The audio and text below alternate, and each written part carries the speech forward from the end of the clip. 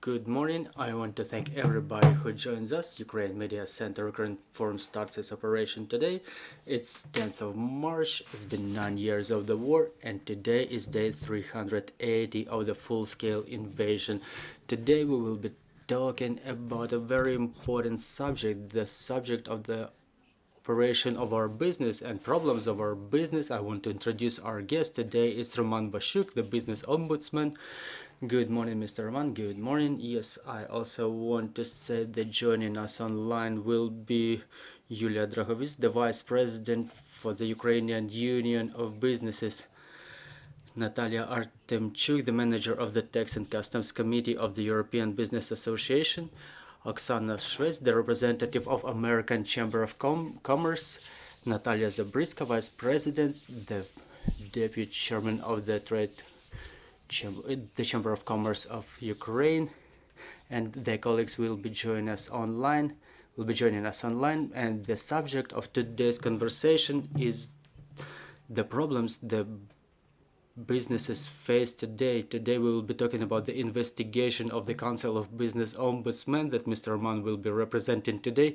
It's related to the fact that 40% of active VAT payers were at target, were under the microscope of the tax administration. So, Mr. Roman, please go ahead. Thank you very much. Obviously, this abbreviation SMCOR won't tell anything to anybody, so I have to recognize that until the last year when I took the office, I didn't have any imagination of what it is. I've never heard about any tax invoices. 1165 was just a figure for me, not the key resolution of the Cabinet of Ministers of Ukraine, and I did not understand, I did not realize that I will be witnessing not only full-scale invasion, but the October business revolution in Kiev, which exploded unexpectedly, but just like any other revolution, it has a long story going back in ages.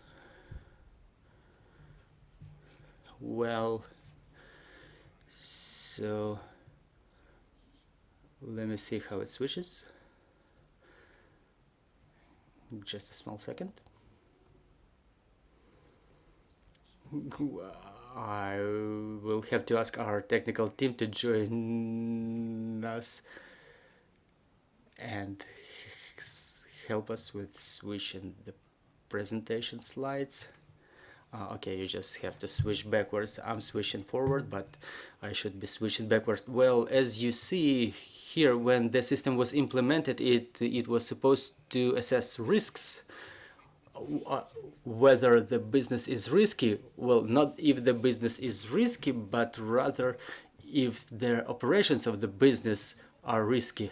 So there was a rise in activity, and then it fell due to the war, and then it came back again to the higher level, to the higher indicators in the third and fourth quarters of year 22, but those are not the most dramatic figures.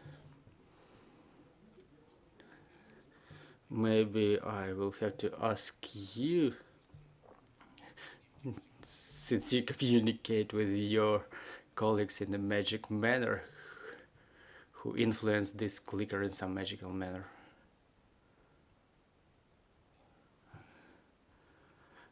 Okay, all right. So there are two visions of this wonderful system on part of the government and from the point of view of the business. So the government says, look, we block 1 to 2% of these tax invoices. So that's no big deal.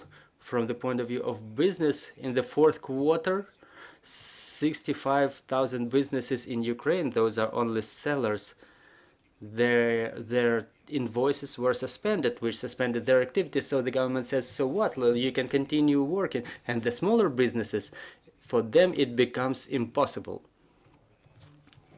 They think it's the end of the business. They shut down.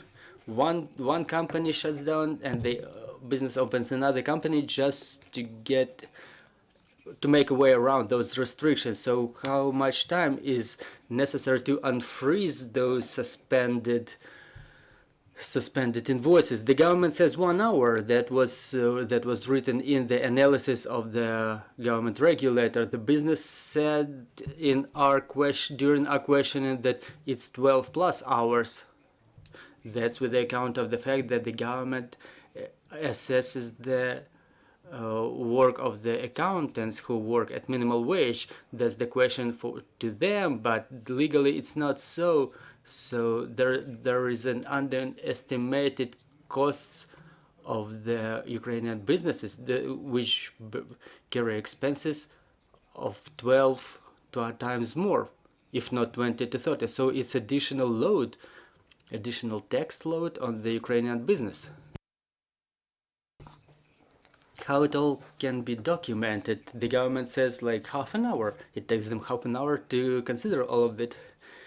But really, in reality, the fact is that there is a huge number of those invoices, and it takes way more time. So you see this meme, you see the reactions we're getting when we were questioning business about their vision, about the problems they see. They're asking, so why someone else's invoices are getting registered, why the penalties, why the sanctions. The accountants say that is the torture for them, that this is something that kills the small business, that they should go to the court, they should sue, that would entail more and more expenses and loss of profit. So this is where the key statistics is. The development of this system within the years from 2019, you can see that on one hand there is this ruler, there is the punctured line, the dotted line, the number of the suspended tax invoices per quarter, and the columns are the proportions of active businesses which were facing that phenomena. So in the first quarter of 2019, it was 3.8 active Ukrainian VAT payers. In the quarter 4 of 2022, it was 4.4%, more than 10 times growth. So who could have imagined that? Why it was conceived like that? To fight the black market, to fight the machinations. So 2/3 of the tax schemes were eliminated in this way. So the Council of Business Ombudsman doesn't have a contradiction with the system as it is. What we see is the more and more implementation, more intense implementation, extension of automatic criteria which drive the system to manual management. So unforeseen regulation. In October there were changes which were very bad communicated and created a shock in business environment, mass shock. I already mentioned the manual control, non very clearly communicated problems. You have to grab a lawyer. Again, it results in expense of time and money. Absence of administrative dispute. It's yet another topic, because if you hear the Ministry of Finance, we had a dialogue with them which started in a belligerent way but ended quite constructively. But during this dialogue, they said, like, let them submit the tables. But why every business in Ukraine has to explain in some codes what they do? Why a bakery has to justify the fact that they bake bread? It's a natural activity for the bakery. In this situation, you submit a table and then you say, oh, okay, and on top of that, I want to bake some buns, not only bread. So that's yet another table. So, and in different regions, this is being interpreted in different way. Improper justification of solutions. That's about the previous thing I mentioned. Inefficiency of court protection. 90-95% of cases are being resolved in favor of business by courts. So the court practice says the previous resolutions were incorrect, either in content or substance, and the government and the businesses, they have different view of this thing, and we will see the representatives of the organizations which are participants of the Council of Business Ombudsman. It's not a consolidated positions of our inspectors, but also our partners from key business organizations. Oh, just a second, I forgot this hand which tries to support the wall. Those are the amendments dated October and dated December and February to the resolution 1165 to mitigate the catastrophic consequences which we were witnessing in October. They improved the situation just a little, and we were told in both in Parliamentary Committee and Ministry of Finance that for April they prepare more amendments which will improve the situation, but they have not changed it cardinally just yet. Okay, so what we want in our role as the defenders, protectors of business, and as people who consult with business, and we received more than 4,000 complaints about the operation of this system. We want it to be forecasted. You want to make amendments? Discuss it first of all, communicate them, and think about the consequences. Proportional nature. Someone sold something to a business which turned out to be problematic, so you don't have to spread this in a viral manner and shut down all the partners. Risk-orientedness. The risk should be added to the automatic system of assessment. Digitalization, development of digital system and its connection to this government in the smartphone, in the broad understanding of it. Business orientedness. We're talking here about the following thing. If the government cannot support the business with their big hand, they should not impede their operation. I'm giving you just a small example, micro example from our recent practice. Ministry of Economy issued a grant for creation of micro business to create jobs in the recently liberated territory. The business started operating, and right away they submitted their VAT invoices. The tax administration said, but you don't have a positive tax history, and that's obvious that a startup which was started at the expense of the grant of the government of Ukraine. So the right hand has to think what the left hand does. And communication. This is what we're doing here now in a human language. Yeah, we'll learn to do it. To communicate it in a human language, the changes that are coming, that internal resolution or amendment, it cannot be just published and everyone must then comply. Every private entrepreneur or an accountant is supposed to understand that dry technical language. You have to explain it clearly what you mean by that.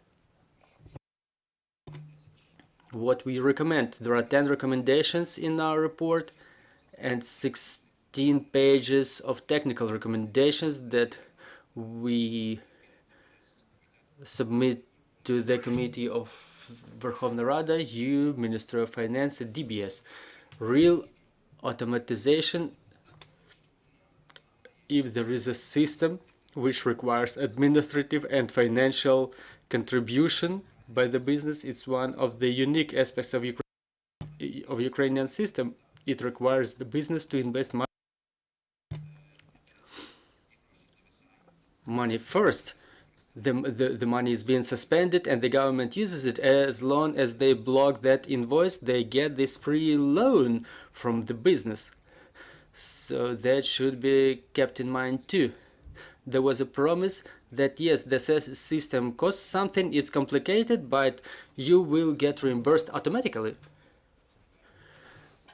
Now there is this complication, there are money suspended, and the automatic nature of it just went to sleep, so to say. We have to wake up this automatic nature and risk-oriented nature, analysis and forecasting. If there is an analysis of the regulatory influence, don't add some imaginary figures which get the stamp of the regulator easily, because those figures are taken from the ceiling. In reality, you have to really hear what the business say about the influence of them. Add the circuit breakers, so to say. If in the automatic system the business comes to an edge, they have to be signaled first, like a yellow light, that their oxygen will be disconnected soon.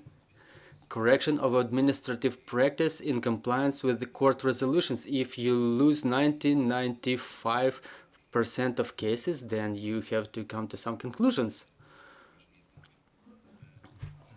Well, preliminary phases, when you step over some edge, you can correct your sanctions. Administrative disputing.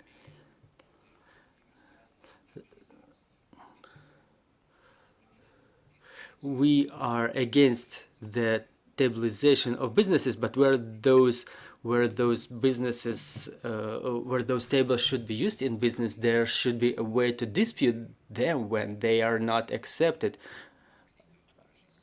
I've been clicking in our system in the morning, and I've seen there was a company which submits those tables for the 5th time. And we act as an informal administrative disputing, but there is no procedure as such in place. There are countries who have white lists of partners, and there are countries which have black lists. In Ukraine, there are no lists at all, so you have to guess it whether someone is risky or not. So there should be information that you entered into agreement with this or that company, that company is risky, and you don't find it out in a year after you were not cautious enough to work with someone with some disputable within the framework of some disputable operations. If you doubtful operations, if you read it, it's the proportional indicator. If you have 3%, 4% of some risky operations, you don't have to have your business shut down. Maybe 4% of your operations should be suspended, but not 100%. Proportionality, transparency of procedures, and accessibility of details about key indicators. The tax service posts the official statistics, but the business community should see what the trends, the tendencies are. Who was suspended for what, why, where? Are we coming close to 4% now, or back to those 40% of those businesses which get affected by this procedure? So this is what we wanted to represent. I would like to invite our guests from business associations. They can either reflect or answer your questions with me. I would like to ask our technical team to show our experts on screen, and meanwhile, if there are any questions on the floor, dear colleagues, please take this opportunity. Please, we're having questions here. Lieve Berich, Alexander Detik, please tell us to which extent the regulatory acts in Ukraine are being analyzed before they're being adopted. You mentioned that there is the preliminary analysis of the acts to be adopted, but how is it natural for our government first to analyze the law and then to adopt it? Formally, there are procedures like that in place. There are state regulatory service who deals with this issue, and if you see in the majority of acts, this procedure exists. However, if you fill the questionnaire, is the ministry who is interested in it. They fill the questionnaire. In this case, it's Ministry of Finance, and naturally they describe it in a way that they like. So I think this is the question of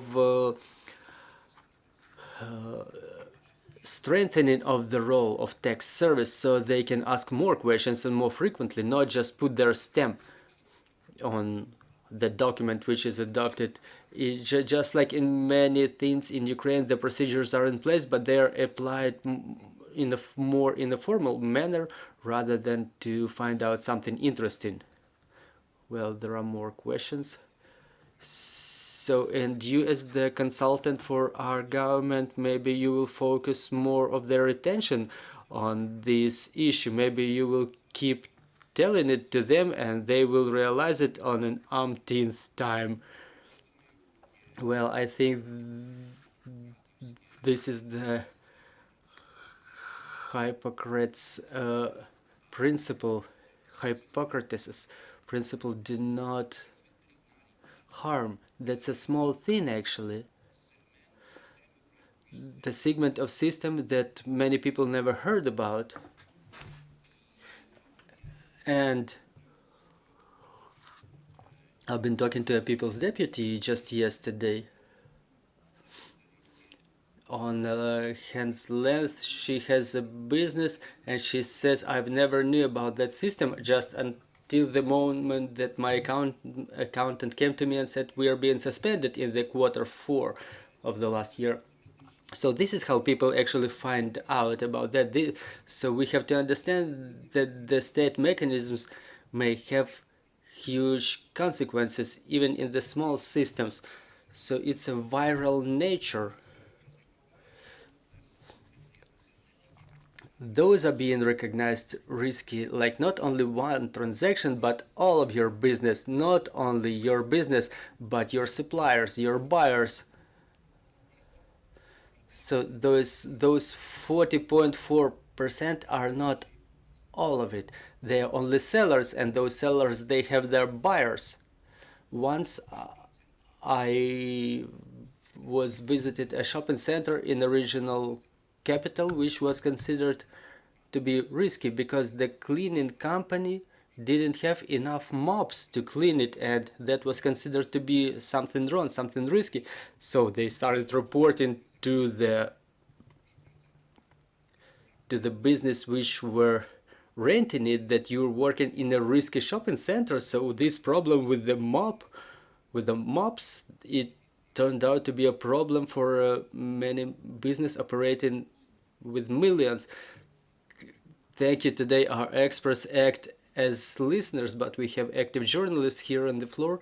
Economic Truth, Yaroslav and Mikora. I would like to ask you about those 40%. 40% of the active businesses. Yes, there is a difference. Sometimes there are different discussions, different denominators.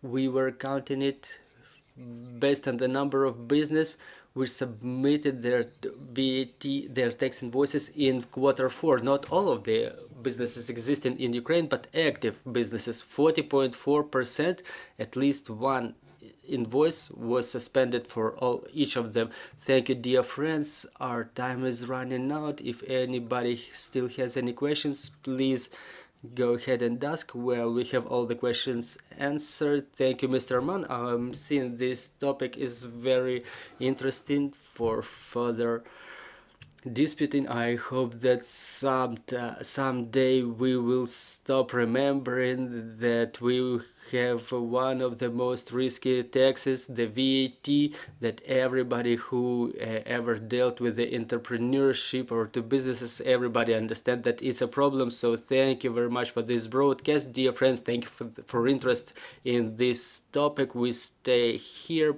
Bear with us. Glory to Ukraine.